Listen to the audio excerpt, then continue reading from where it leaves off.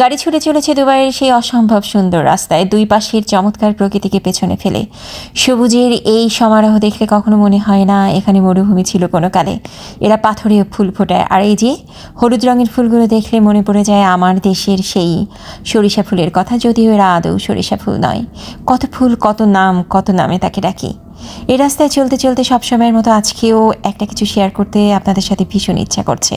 সাথে থাকবেন আর পুরোটা ভিডিও জুড়ে থাকবে আপনাদের জন্য কিছু তথ্য। আসসালামু আলাইকুম প্রিয় ভাই বোনেরা, কেমন আছেন সবাই? আমি আলহামদুলিল্লাহ অনেক ভালো আছি। আজকে আমি আপনাদের যার কথা বলবো তিনি হচ্ছেন ডক্টর সঞ্চারী ভট্টাচার্য। তিনি মনোবিজ্ঞানী অথবা তিনি মোটিভেশনাল স্পিকার। তার কিছু কিছু কথা আমার অনেক ভালো লাগে, সেগুলো আপনার সাথে একটু শেয়ার করতে চাই। তিনি 7টা কথার কথা বলেছেন। এই 7টা কথা আমরা যদি মানি, লাইফটা নাকি জিঙ্গালালা হয়ে যাবে। তার কথাগুলো খুব ভালো লাগে, খুব স্পিডে বলেন এবং খুব সত্য কথাগুলো বলেন। আমি মাঝে মাঝে শুনি, ইন্সপায়ার হই এবং আপনাদের সাথে দু একটা জিনিস এখন শেয়ার করি।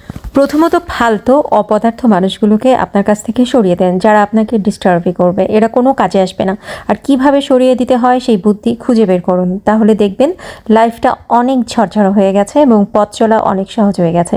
কেউ হয়তো বলবেন এভাবে সরিয়ে দিতে দিতে তো লোক থাকবে না। ইভেন ফেসবুকেও যদি কেউ আপনার ডিস্টার্বিং হয় তাকে ব্লক করে দিন। অনেক পন্থা আছে মানুষকে দূরে সরাবার। কেউ হয়তো বলতে পারেন এভাবে লোক থাকবে না, তাদের ক্ষেত্রে তিনি বলেছেন প্রচুর লোক আছে, ভালো মানুষের অভাব নাই, ভালো মানুষের সাথে চলার শান্তি আলাদা। এক্ষেত্রে নিজের ভালো থাকা আর নিজের আত্মসম্মানটা অনেক ইম্পর্টেন্ট। অপছন্দের লোকগুলো আপনাকে কখনোই ভালো থাকতে দেবে না। দ্বিতীয়ত, তিনি বলেছেন যারা আপনাকে চেনে মানে উপরে উপরে না, ভালো করে আপনার সম্পর্কে জানে, তারা এক ধরনের কথা বলবে। আর যারা আপনাকে ভালো করে চেনে না, হালকা হালকা চেনে, মানুষের কাছে শুনেছে, তারা আপনার সম্পর্কে অন্য ধরনের কথা বলবে। যারা আপনার বন্ধু, আপনাকে ভালো করে চেনে, তারা আপনাকে একটা ভালো সাজেশন দিতেও পারে আর সেটা আপনার জন্য উপকার হতেও পারে। কিন্তু যারা আপনাকে চেনে না, জানে না, আপনার ছোট্ট একটা বিষয় দেখে জাজমেন্ট করে দিয়ে চলে গেল। এদের কথা একদমই কানে তুলতে তিনি না করেছেন। আর এদের প্রতি যদি বিশ্বাস স্থাপন করেন, তাহলে আপনি নিজের প্রতি সন্দেহ করছেন। আপনি যা না তা নিয়ে আপনি ভাবনা শুরু করেছেন, আপনার কাজই ডিস্টার্ব হবে। তৃতীয়ত, তিনি বলেছেন কারো সমস্যা, কারো ক্ষমা নিজের ঘাড়ে নেবেন না। তাকে ইমোশনাল সাপোর্ট দিচ্ছেন, মেন্টাল সাপোর্ট দিচ্ছেন, খুব ভালো কথা। বুদ্ধি পরামর্শ দিচ্ছেন, খুব ভালো কথা। কিন্তু তার ওই ঝামেলাগুলো নিজের ঘাড়ে নিয়ে এসে নিজের প্রতিবন্ধকতা তৈরি করবেন না। আর যদি কাউকে সাথে নিয়ে তাকে একদম মনের মধ্যে ঢুকিয়ে তার ডিস্টার্বগুলো নিজের মনে করে নিজেকে এলোমেলো করে ফেলেন, ওই লোকগুলোই কিন্তু আপনার ক্ষতি করে ফেলবে। নাম্বার 4, তিনি বলেছেন যদি আপনি মনে করেন আপনি আরও ভালো কিছু ডিজার্ভ করেন, হ্যাঁ আপনি করতেই পারেন, কিন্তু তার জন্য নিজেকে আগে সেভাবে তৈরি করুন। বসে বসে যদি আপনি ডিজার্ভ করেন তাহলে তো চলবে না। ঠিক ঠিক জায়গায় ঠিক ঠিক কাজটা না করতে পারলে মূল্যায়ন পাবেন না, আপনি আপনার লক্ষ্যে পৌঁছতে পারবেন না।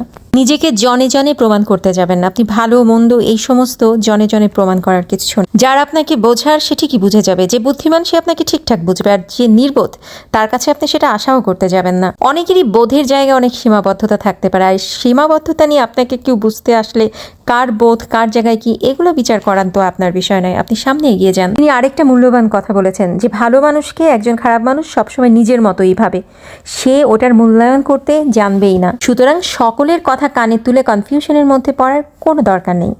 নেক্সট, নিজেকে ভালো রাখার পরিপূর্ণ অধিকার আপনার রয়েছে, আর সেটা সম্মানের সাথে, শালীনতার সাথে, মাথা উঁচু করে। এই ক্ষেত্রে আপনার খুশিতে আপনার এই সমস্ত বিষয়ে যারা বাধা প্রদান করবে তাদেরকে সরিয়ে দেবেন, দূর করে দেবেন। তা না হলে নিজেকে কখনোই ভালো রাখতে পারবেন না। আর মনে রাখবেন, ইয়েস পারসন, নাইস পারসন হয়ে নিজেকে ভালো রাখা সম্ভব নয়। আর শেষ হচ্ছে, সবকিছু কন্ট্রোল করতে যাবেন না। যা আপনার নিয়ন্ত্রণের বাইরে, তা এমনিতেই আপনার ক্যাপাসিটির বাইরে, তাকে আপনি কন্ট্রোল করে আপনার সময় আর এফোর্টটা নষ্ট করবেন না। যা আপনি কন্ট্রোল করতে পারবেন সেখানে মনোযোগ দিন। এক একজন মানুষ এক এক রকম হয়, তার বুদ্ধি বিদ্যা, তার বেড়ে ওঠা, তার বন্ধুবান্ধব, পরিবেশ পরিস্থিতি অন্যরকম হতে পারে। যে মানুষটা আপনার কন্ট্রোলের বাইরে, তাকে কন্ট্রোল করতে গিয়ে আপনি নিজেকে অসুখী করবেন না। যে আপনাকে বোঝার সে আপনাকে ঠিকঠাক বুঝে ফেলবে, আর যারা বুঝবে না তারা বুঝবেই না। তাদের জোর করে বোঝাবার চিন্তাও করবেন না। আশা করছি আমার মতো এই কথাগুলোর দ্বারা আপনারা উপকৃত হবেন, তাই আপনাদের সাথে শেয়ার করছি। আর উপকৃত হলে সেটাই আমার সবচেয়ে ভালো লাগে। সবাই অনেক ভালো থাকুন, অনেক ভালো। আল্লাহ হাফেজ।